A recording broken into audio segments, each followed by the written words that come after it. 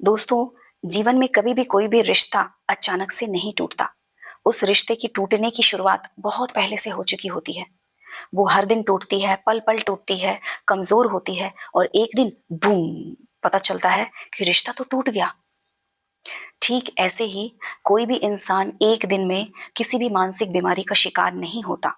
कई दिनों से इसकी प्रोसेस चल रही होती है और एक टाइम इंसान महसूस करता है कि छोटी से छोटी डिसीजन लेने की भी कैपेसिटी उसके अंदर नहीं रही। वो छोटी सी छोटी बातों पर हर्ट हो जा रहा है, वो बहुत उदास हो रहा है, कोई भी रीजन नहीं है और वो रो रहा है।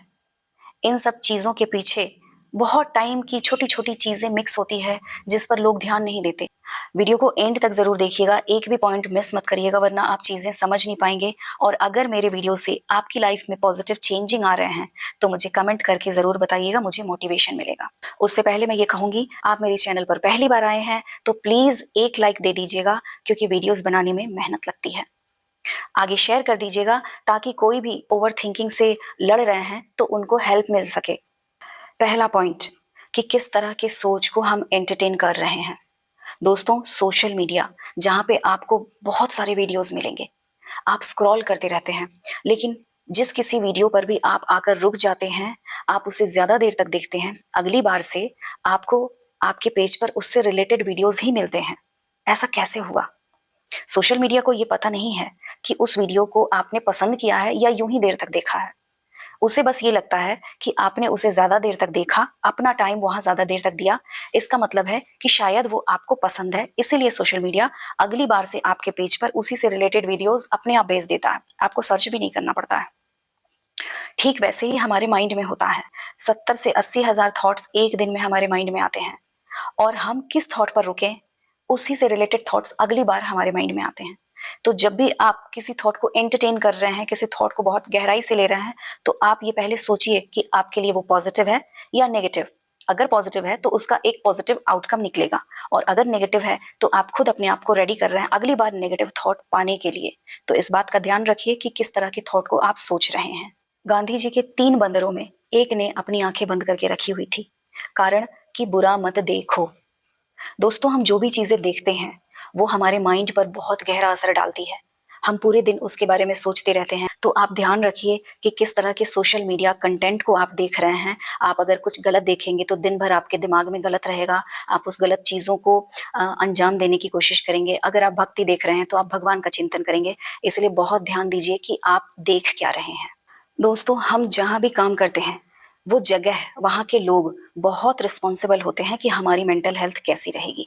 अगर वहां पर नेगेटिव लोग हैं जो हमेशा दूसरों की बुराई करते हैं, हमेशा गलत चीजें बोलते हैं या आपको गलत बोलते हैं आपके बारे में, तो ये बहुत हद तक पॉसिबिलिटीज होती है कि आपकी मेंटल हेल्थ बिल्कुल कमजोर होती जाएगी। इसलिए इस बात का ध्यान रख के कहीं पर भी काम करें कि वहां के लोग पॉजिटिव हों।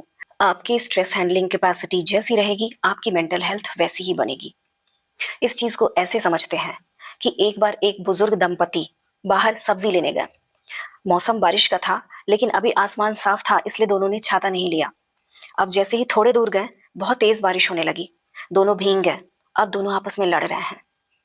अगर उस वक्त न लड़के सिर्फ इतना सोचे होते कि चलो अब तो भीग ही गए हैं, अब कितना भी लड़े कुछ भी करें, छाता थोड़ी आ जाएगा, तो चलो बारिश का मजा लिया जाए, कपल है हम, साथ में हैं, चलो एक स्वीट मेमोरी क्रिएट की जाए।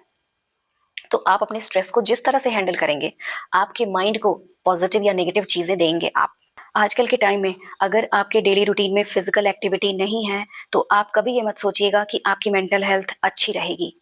आप अपने रूटीन में कुछ भी फिजिकल एक्टिविटी को ऐड करिए, या योगा या फिर जिम या फिर साइकिलिंग या सुबह सुबह वॉक करना, तो आप खुद देखेंगे कि आपकी मेंटल हेल्थ को एक पॉजिटिव चीजें मिल रही हैं, अपने आप ठीक होने लगेगी। आपने सुना है कि जैसा अन्न वैसा मन, यानी आप जो भी चीजें खाते हैं उससे भी आपका दिमाग बनता है, आपकी सोच बनती है। सही से अपनी डाइट को चुनिए, सही क्वांटिटी और सही क्वालिटी देखिए, उसके बाद आप खुद देखेंगे कि आप अपने माइंड को एक दवाई दे रहे हैं अगर आप सही खा रहे हैं। लोगों को अक्सर आपने कहते सुना है कि आज मुझे परेशान बिल्कुल मत करना, मेरी नींद पूरी नहीं हुई है इसलिए मुझे गुस्सा आ रहा है, मेरा काम ठीक से नहीं हो पा रहा है, मैं इरिटेटेड हूँ। तो आपको बहुत जरूरी है कि अपनी नींद अच्छे से पूरी करें।